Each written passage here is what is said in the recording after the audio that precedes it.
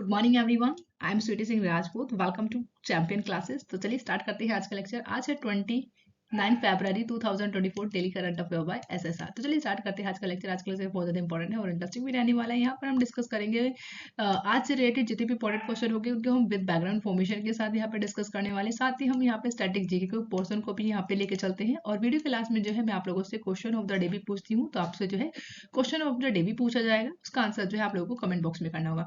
अगर जो है आप लोग वीडियो पे नए हैं तो सबसे पहले आपको जो है चैनल को जो है सब्सक्राइब कर लेना है, वीडियो को जो है लाइक कर देना है अगर आपको वीडियो अच्छी लगती है। अगर आप लोग जो है इस वीडियो से रिलेटेड कुछ भी जो है फीडबैक देना चाहते हैं तो आप जो है बिल्कुल आप लोगों का स्वागत है।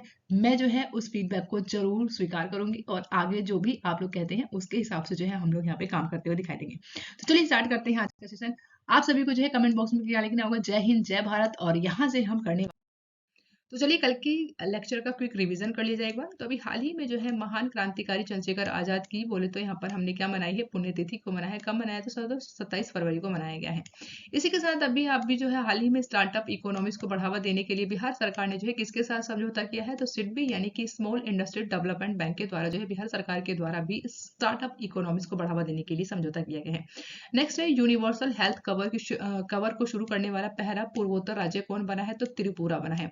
अब आपको कमेंट बॉक्स में बताना है कि जो कि पूर्वोत्तर में कितने बोलते हैं ना कि 7 सिस्टर हैं, तो उन 7 सिस्टर का नाम आपको कमेंट बॉक्स में बताना है।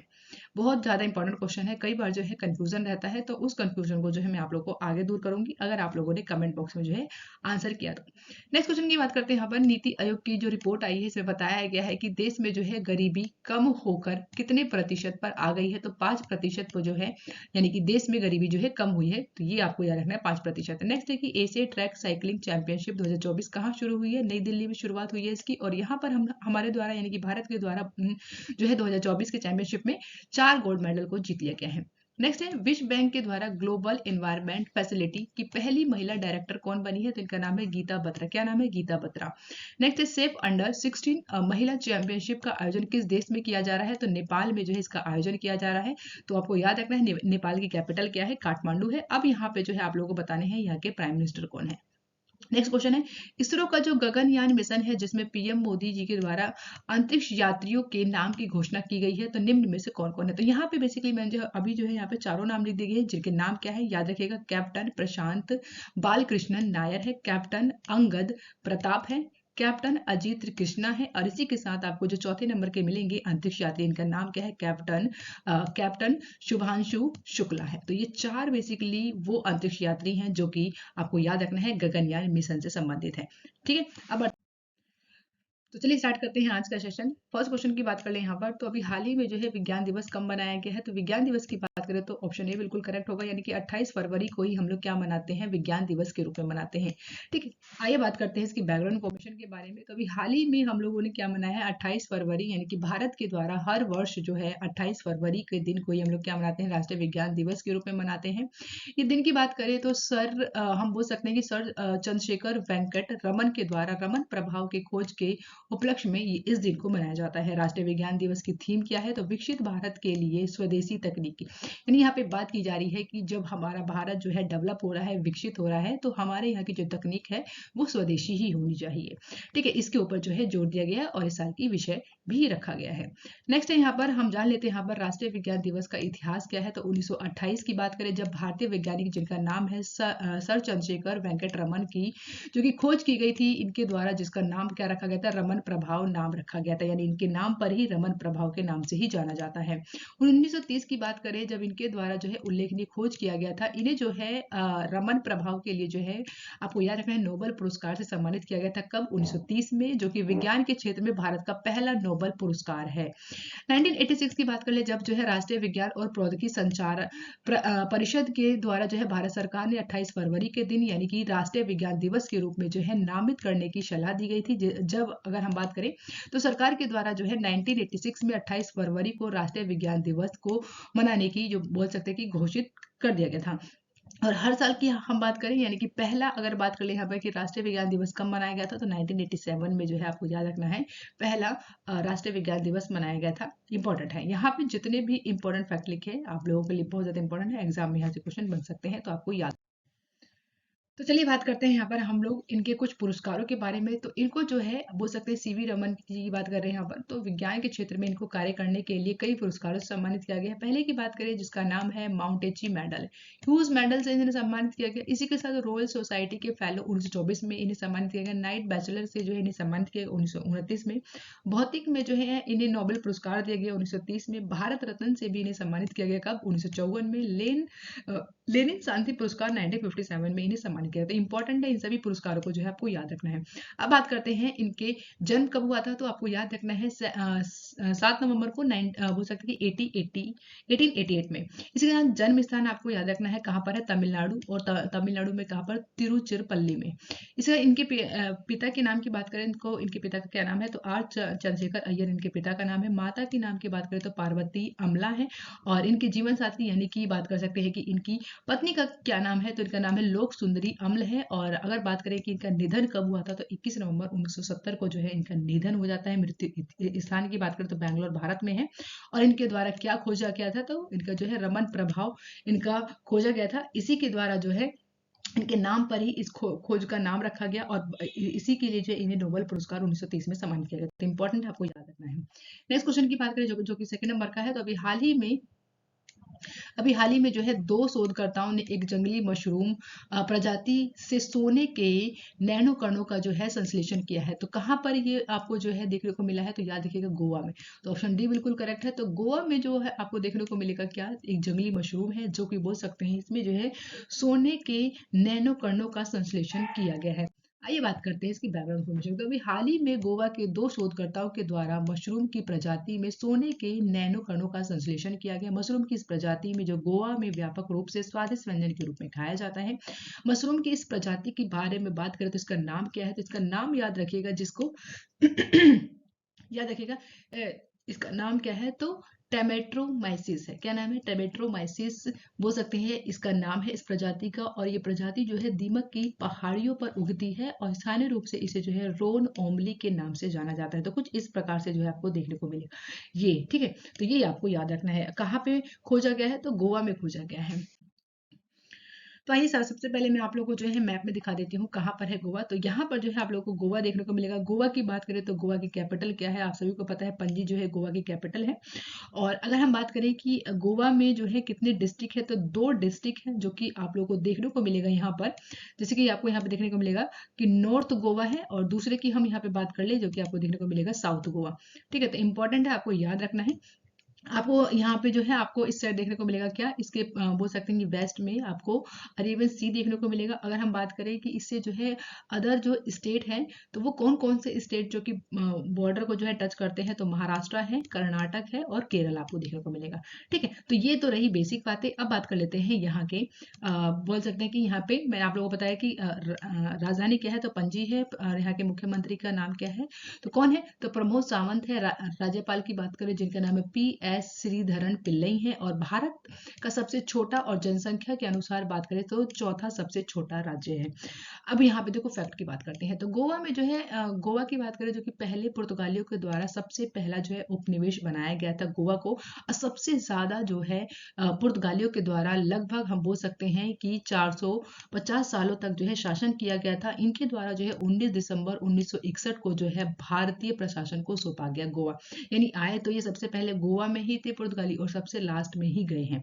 तो ये इंपॉर्टेंट फैक्ट है, आपको याद रखना है। अगर वीडियो आपको अच्छी लग रही है तो वीडियो को लाइक करना है और चैनल को सब्सक्राइब कर लेना है। नेक्स्ट क्वेश्चन की बात करें जो कि थर्ड नंबर का है। अभी हाल ही में जो है दुनिया की तीसरी सबसे बड़ी मस्जिद का उद्घाटन कहाँ किया गया है, तो ऑप्शन ए बिल्कुल करेक्ट हो जाएगा। कहाँ पर, अल्जीरिया में। कहाँ पर, अल्जीरिया में। तो ऑप्शन ए करेक्ट है। तो आपको जो है देखने को मिलेगा इस प्रकार से जो है ये आपको देखने को मिलेगा मस्जिद, जो कि दुनिया की सबसे बोल सकते हैं कि तीसरी सबसे बड़ी मस्जिद है। आइए बात करते हैं यहाँ पर हम बैकग्राउंड इन्फॉर्मेशन। तो अल्जीरिया में बेसिकली अफ्रीका की सबसे बड़ी मस्जिद और दुनिया की तीसरी सबसे बड़ी मस्जिद का उद्घाटन अभी हाल ही में किया गया है। तो इंपॉर्टेंट है, याद रखिएगा। बात करते हैं अल्जीरिया। तो अल्जीरिया की कैपिटल क्या है, तो याद रखिएगा अल्जीरियस जो है यहाँ की कैपिटल है। और आधिकारिक भाषा ऑफिशियल लैंग्वेज क्या है, अरबी है, तमाजाइट है। यहाँ के राष्ट्रपति का नाम याद रखिएगा जिनका नाम है अब्देल मजीद तेबोन। और यहाँ के प्रधानमंत्री का नाम क्या है? नादिर लारबोई। तो ये इंपॉर्टेंट है किसके बारे में? अल्जीरिया के बारे में। अब बात करते हैं मैप के बारे में। तो लोकेशन के बारे में जान लीजिएगा, अल्जीरिया जो कि अफ्रीका कॉन्टिनेंट में आपको सबसे बड़ा देश देखने को मिलता है। अगर हम बात करें इसकी कैपिटल की, जो कि आपको मेडिटेरियन सी के पास आपको देखने को मिलेगा, क्या नाम है? तो याद रखिएगा, अल्जीरियस है। और यहाँ पे आप लोग जो है साउथ में देखेंगे तो ये आप लोगों को देखने को मिलेगा, ये है नॉर्थ, और ये आपको देखो जो कि देखने को मिलेगा साउथ। साउथ में जो है इसका सहारा मरुस्थल देखने को आपको मिलता है। इसके पड़ोसी देश की बात कर लेते हैं, टूनेशिया है, लीबिया है, नाइजीर है, माले है, और यहाँ पे मोरक्को आपको देखने को मिलेगा। इसी के साथ आपको जो है अटलांटिक ओशन भी आपको यहाँ पे देखने को मिलेगा। तो इंपॉर्टेंट फैक्ट है, आपको याद रखना है इसके बारे में। नेक्स्ट क्वेश्चन की बात करें जो कि 4 नंबर का है, तो अभी हाल ही में जो है अदानी ग्रुप के द्वारा दक्षिण एशिया का सबसे बड़ा गोला बारूद और मिसाइल कॉम्प्लेक्स कहाँ लॉन्च किया गया है? कहाँ पर? तो याद रखिएगा, कानपुर पे किया गया। तो ऑप्शन डी बिल्कुल करेक्ट हो जाएगा। आइए बात करते हैं इसकी बैकग्राउंड इन्फॉर्मेशन। आइए बात करते हैं बैकग्राउंड इन्फॉर्मेशन की। तो अदानी डिफेंस एंड एरोस्पेस के द्वारा कानपुर यानी कि उत्तर प्रदेश में कानपुर के दक्षिण एशिया का सबसे बड़ा गोला बारूद औजार कॉम्प्लेक्स का उद्घाटन किया गया है। इस उद्घाटन में बात करें तो उत्तर प्रदेश के मुख्यमंत्री, जिनका नाम है योगी आदित्यनाथ, और राज्य के बोल सकते हैं कि रक्षा कॉरिडोर का पहला चरण रहा। कानपुर जिले में जो है 500 हेक्टेयर के क्षेत्र में फैला हुआ ये अदानी गोला बारूद उद्यान मार्च में हथियार, गोले और तोपों के उद्घाटन बोल सकते हैं कि यहाँ पे उत्पादन की जो है शुरुआत करेगा। कब करेगा? तो मार्च में इसकी शुरुआत होगी। वहीं ये संस्था की बात करें जो कि सशस्त्र बलों और केंद्रीय सशस्त्र बलों और पुलिस के लिए उच्च गुणवत्ता वाले छोटे, मध्यम और बड़े कैवलियर के बोल सकते हैं कि गोला बारूद का उत्पादन करने का जो है लक्ष्य रखता है, जो कि भारत में स्वनिर्मित और देश की एक बोल सकते हैं कि बड़ी यात्रा का जो है एक हिस्सा होगा। तो ये इंपॉर्टेंट फैक्ट है, यानी कानपुर में जो है आपको याद रखना है कि गोला बारूद औजार कॉम्प्लेक्स का जो है यहाँ पर बोल सकते हैं पूरी तरीके से उद्घाटन कर दिया गया है, और जो कि दक्षिण एशिया का सबसे बड़ा है। ठीक है, इसी के साथ जो है यहाँ पर 4000 नौकरियों में जो है 3000 प्लस करोड़ रुपए के निवेश के साथ जो कि आत्मनिर्भरता का वादा करते हुए यहाँ पर इसका उद्घाटन किया गया है। तो इंपॉर्टेंट है, आपको याद रखना है। नेक्स्ट क्वेश्चन जो कि 5 नंबर का है, तो अभी हाल ही में किस अभिनेता को वर्ष 2023 के लिए महाराष्ट्र भूषण पुरस्कार से सम्मानित किया गया? तो इनका नाम क्या है? इनका नाम है अशोक सारफ। क्या नाम है? अशोक सारफ। ठीक है, तो इनको अभी हाल ही में क्या मिला है? तो महाराष्ट्र भूषण पुरस्कार सम्मानित किया गया है। इनकी इमेज आप लोग यहाँ पे देख, ठीक है। तो ये आपको जो है इमेज देख लीजिए, आप लोगों ने कई मूवी में इन्हें देखा होगा। अगर आप लोग को याद आ गया तो कौन सी मूवी है जहाँ पे आप लोगों को पहले याद आता है, बताइए ना। बात करते हैं नेक्स्ट क्वेश्चन जो कि 6 नंबर का है। तो बहुत इंपॉर्टेंट क्वेश्चन है, तो आप लोग को जो है इस क्वेश्चन के ऊपर स्टार बना लेना है। अभी हाल ही में जो है दुनिया की पहली वैदिक घड़ी कहाँ लगाई गई है? तो कहाँ पर? उज्जैन में लगाई गई है। ऑप्शन बी बिल्कुल करेक्ट हो जाएगा। ठीक है, तो इस प्रकार से जो है आपको देखने को मिलेगा, ये वो घड़ी है जो कि दुनिया की पहली वैदिक घड़ी है, जो कि कहाँ पे लगाई गई है? उज्जैन में लगाई गई है। आइए बात करते हैं बैकग्राउंड इन्फॉर्मेशन की। तो प्रधानमंत्री मोदी जी के द्वारा जो है 1 मार्च को वर्चुअल तरीके से एक वैदिक घड़ी जो कि इसका उद्घाटन करने वाले हैं। ये घड़ी जो है जंतर मंतर के क्षेत्र में सरकारी जीवाजी वेधशाला के करीब बोल सकते हैं कि 85 फुट ऊंचे टावर पर स्थापित की गई है। ये घड़ी की बात करें जो कि वैदिक हिंदू पंचांग, ग्रहों की स्थिति, मुहूर्त और ज्योतिषी गणना और भविष्यवाणियों के बारे में जानकारी प्रदान करेगी, और ये जो है भारतीय मानक समय, इसी के साथ ग्रीन मीन टाइम को भी दिखाएगी। घड़ी जो है समय की गणना करने के लिए लगातार जो है दो सूर्य उदयों के बीच में की अवधि को भी मापेगी। माफ कीजिएगा। अब बात करते हैं वैदिक घड़ी के बारे में। तो उज्जैन शहर में जो है 85 फुट के टावर पर जो कि दुनिया की सबसे बोल सकते हैं कि पहली और वैदिक घड़ी को स्थापित किया गया है। ये घड़ी का जो है सूर्य उदय से और दूसरे सूर्य उदय तक के समय की गणना करती है, और 2 सूर्य उदयों के बीच की अवधि यानी कि 30 भागों में विभाजित करती है। इन 30 भागों में प्रत्येक घंटे में भारतीय मानक समय के अनुसार 48 मिनट का होगा। ये घड़ी जो है 30 मुहूर्त और वैदिक हिंदू पंचांग के अन्य सभी गणनाएं को भी प्रदर्शित करेगा। इसी के साथ जो है विशेषज्ञों का मानना है कि 3 सदी पहले दुनिया का मानक समय उज्जैन से ही तय होता था।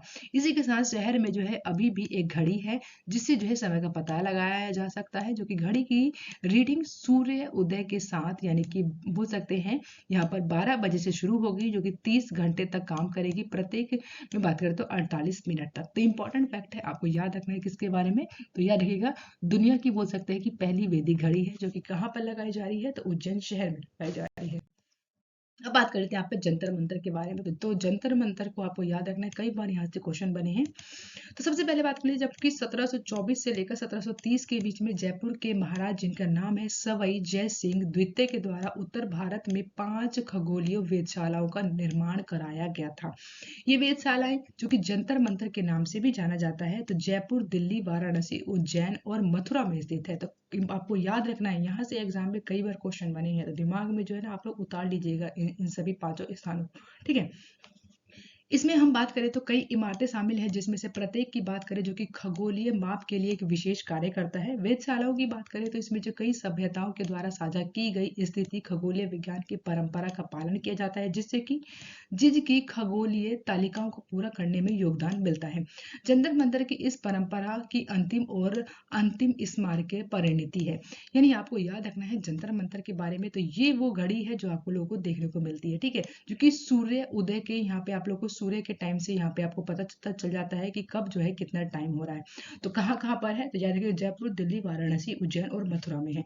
तो ये आपको जो इमेज में देखने को मिलेगा जंतर मंतर के कुछ इमेजेस, ठीक है। नेक्स्ट क्वेश्चन की बात करें जो कि 7 नंबर का है, तो अभी हाल ही में भारत की सबसे बड़ी सौर बैटरी परियोजना का अनावरण कहाँ किया गया है, तो कहाँ किया गया, याद रखिएगा छत्तीसगढ़ में किया गया। ऑप्शन डी जो है बिल्कुल करेक्ट है।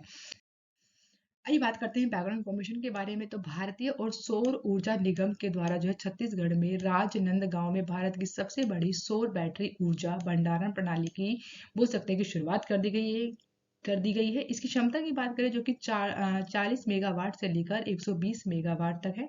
जो कि सौर पीवी संयंत्र की बात करें तो इसमें जो है 152.325 मेगावाट है। इसी के साथ इसका जो प्रेषणीय क्षमता की बात करें कितना है, तो 100 मेगावाट एसी है। ये भी आप लोग याद रख सकते हैं फैक्ट के रूप में। अब बात करते हैं छत्तीसगढ़ के बारे में। तो छत्तीसगढ़ की राजधानी क्या है, रायपुर है। और यहाँ के बोल सकते हैं कि मुख्यमंत्री कौन है, जिनका नाम है विष्णुदेव साय है। राज्यपाल की बात करें तो राज्यपाल कौन है छत्तीसगढ़ के, इनका नाम है विश्वभूषण हरिचंद, जो कि कौन है, याद रखिएगा छत्तीसगढ़ के राज्यपाल हैं। अब बात करते हैं छत्तीसगढ़ तो आपको जो है मैप में यहाँ पे देखने को मिलेगा, ये भारत है हमारा, और ये भारत में जो है आपको स्टेट है जिसका नाम है छत्तीसगढ़। अच्छा बताइए कि कितने स्टेट हैं और कितने जो है यूटी हैं, जल्दी से कमेंट बॉक्स में आंसर कर दीजिए, बहुत छोटा सा क्वेश्चन है।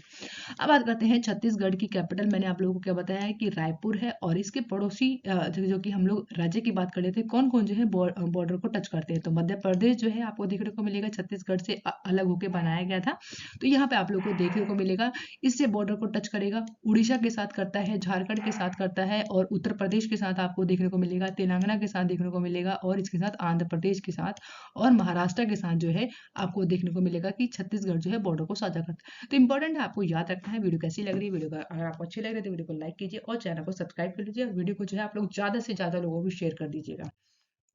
नेक्स्ट क्वेश्चन की बात करें जो कि 8 नंबर का है, तो अभी हाल ही में प्रधानमंत्री मोदी ने कहां पर इसरो के दूसरे स्पेस पोर्ट का उद्घाटन किया है, तो कहां पर किया है, तमिलनाडु में किया गया। ऑप्शन ए जो है बिल्कुल करेक्ट हो जाएगा। आइए समझते हैं इसकी बैकग्राउंड इन्फॉर्मेशन को कि है क्या। तो 28 फरवरी की बात करें जब हमने क्या मनाया है, तो राष्ट्रीय साइंस बोल सकते हैं कि राष्ट्रीय विज्ञान दिवस के रूप में मनाया है। तो इसी दिन जो है प्रधानमंत्री मोदी जी के द्वारा तमिलनाडु के कुलशेखर पट्टनम में जो है एक इसकी बोल सकते हैं कि आधारशिला रखी गई है। इसरो का पहला अंतरिक्ष केंद्र जो कि सतीश धवन स्पेस सेंटर आंध्र प्रदेश के श्रीहरिकोटा में स्थित है। इसरो का ये नया बोल सकते हैं कि स्पेस पोर्ट जो कि 2000 एकड़ में बनेगा और तमिलनाडु के तूतीकोरिन जिले में विकास को बढ़ावा देने का काम करेगा। इस परियोजना में की बात करें जिसमें जो है 950 करोड़ रुपए की लागत आने का अनुमान बताया गया है। इसका उद्देश्य क्या है, उपग्रह प्रक्षेपण है, विशेषकर छोटे उपग्रहों की बढ़ती मांग को पूरा करने का काम करेगा। अभी अभी हाल ही में जो है भारत सरकार के द्वारा अंतरिक्ष क्षेत्र में 100% बोल सकते हैं कि 100% जो है एफडीआई के लिए खोल दिया गया है। तो निजी क्षेत्रों की भी भागीदारी को बढ़ाने के लिए भारत सरकार के द्वारा अंतरिक्ष क्षेत्र में 100% की बोल सकते हैं कि एफडीआई को खोला गया। तो इंपॉर्टेंट है, आपको याद रखना है कहाँ पर जो है अभी हाल ही में दूसरा स्पेस बोल सकते हैं कि ये आपको याद रखना है कहाँ पर जो है स्पेस पोर्ट बनाया गया है, तो तमिलनाडु में बनाया गया है। आइए बात करते हैं यहाँ पे आप लोग देख लीजिएगा, लोकेशन देखिएगा एक बार आप लोग, यहाँ पे तमिलनाडु में आपको जो है यहाँ पे देखने को मिलेगा। इसी के साथ यहाँ पर इस प्रकार से जो है यहाँ पर सेटअप लगाया जाएगा, तो इंपॉर्टेंट है, याद रखिएगा। अब बात करते हैं इसरो के बारे में। तो इसरो की स्थापना याद रखिएगा 15 अगस्त 1969 को हुई थी और ये भारत की क्या है, एक राष्ट्रीय अंतरिक्ष एजेंसी है। मुख्यालय कहाँ पर है, बेंगलुरु में है। और इसके अध्यक्ष कौन है, तो इनका नाम याद रखिएगा एस सोमनाथ है। और प्रथम अध्यक्ष की बात करें तो विक्रम साराभाई थे।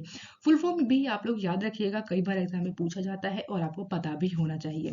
ठीक है, तो भारतीय अंतरिक्ष अनुसंधान संगठन इसका हो सकता है कि फुल फॉर्म है। अब बात कर लेते हैं यहाँ पर हम लोग तमिलनाडु के बारे में। तो तमिलनाडु की अगर हम लोग कैपिटल की बात करें तो क्या है, चेन्नई है। यहाँ के मुख्यमंत्री कौन है, तो M.K. स्टालिन है। और राज्यपाल की बात करें तो R.N. रवि है। कौन है, तो R.N. रवि जो कि यहाँ के राज्यपाल है।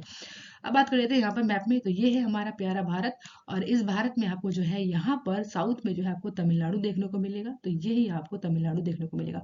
ठीक है, तमिलनाडु की कैपिटल मैंने आप लोगों को क्या बताया, चेन्नई बताई है। तो चेन्नई आपको यहाँ पे देखने के लिए मिलेगी इस साइड। और यहाँ पर जो है आपको क्या देखने को मिलेगा, पुदुचेरी, जो कि आपको यहाँ पे देखने को मिलता है एक जिला। ठीक है, तो इंपॉर्टेंट है, याद रखिएगा।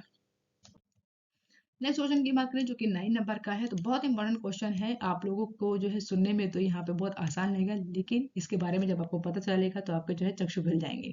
तो अभी हाल ही में जो है किस बोर्ड ने स्कूलों में ओपन बुक एग्जाम का प्लान प्रस्तावित किया है। जी हाँ, बिल्कुल सही सुन रहे हैं, ओपन बुक एग्जामिनेशन, यानी वो एग्जाम जहाँ पे जो है आप लोगों का एग्जाम तो होगा लेकिन किताबें आपके सामने रहेंगी और आपसे बोला जाएगा कि ये लो अपने बुक्स और आप लोगों को एग्जाम करना है।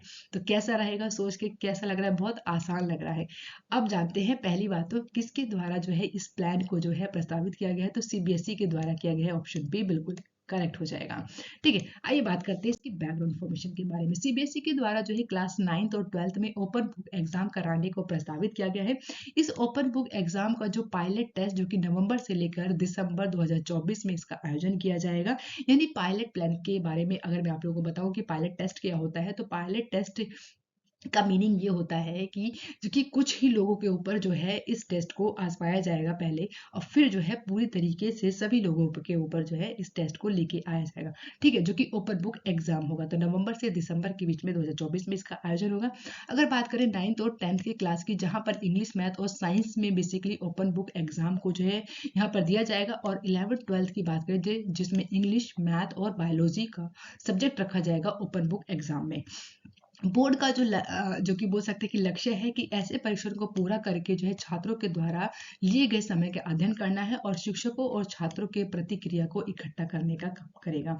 2024 में भी बोल सकते हैं कि इसकी शुरुआत की गई थी, जो कि वो छात्र जो कि रट्टा मारते हैं, इसके बजाय वो सीखने के बजाय जो है रट्टा मारने के ऊपर ज्यादा फोकस करते हैं, उनके लिए जो है ये ओपन टेक्स्ट बोल सकते हैं कि ओपन बुक एग्जाम जो है उनके ऊपर भारी पड़ने वाली है। लेकिन 2014 में क्या हुआ था, जब इसको जो है शुरुआत की गई थी, तब यहाँ पे जो है उन बच्चों के द्वारा जो कि रट्टा मारते हैं उनके द्वारा यहाँ पर जो है इस टेस्ट में बोल सकते हैं कि पूरी तरीके से फेल हो गए थे। इसकी वजह से जो है 2014 में इसे बंद कर दिया गया था। वही साल 2017-18 में जो है इस प्रक्रिया को बंद कर दिया गया पूरी तरीके से। 2014 में इसकी शुरुआत होती है। वर्ष 2019 की बात करें, जब अखिल भारतीय तकनीकी शिक्षा परिषद यानी कि AICT के द्वारा जो है एक सलाहकार निकाय के द्वारा सिफारिश की गई, इसके द्वारा जो इंजीनियरिंग कॉलेजों में भी ओपन बुक एग्जाम की अनुमति दे दी गई।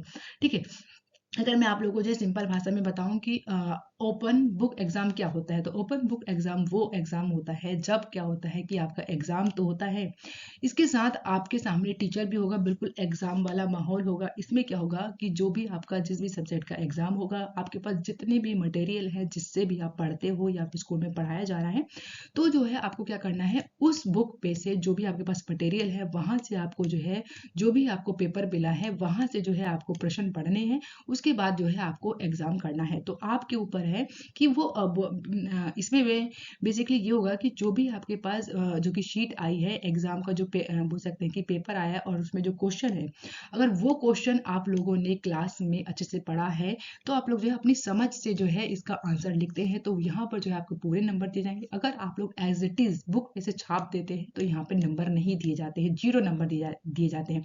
इसीलिए 2014 में तो इसकी शुरुआत की गई थी, लेकिन 2017-18 में इसे बंद कर दिया गया था।